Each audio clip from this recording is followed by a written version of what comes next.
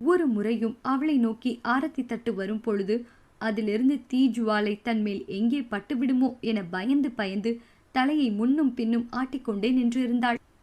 அவள் ஆடிக்கொண்டே நிற்பதை தன் கூலர் வழியாக கள்ளத்தனமாக பார்த்து கொண்டிருந்த லோகேஷ் மெலிதாக புன்னகைத்தான். ஆரத்தி எடுத்த பின்பு அவர்கள் இருவரையும் வீட்டுக்குள் போக சொல்லிவிட்டு வேலையாளியிடம் ஆரத்தி தட்டை கொடுத்து வெளியே ஊற்ற சொல்லியவர் அவர்கள் பின்னால் சென்றார் அமலா.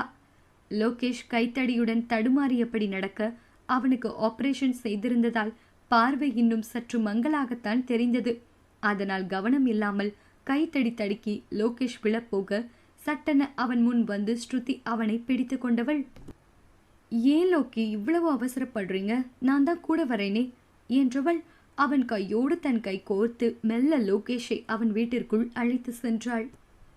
இருவரும் உள்ளே செல்வதை பார்த்தபடி அமலா நின்று இருக்க தங்கள் வலது காலை எடுத்து வைத்து அவர்கள் இருவரும் வீட்டிற்குள் நுழைந்தனர்.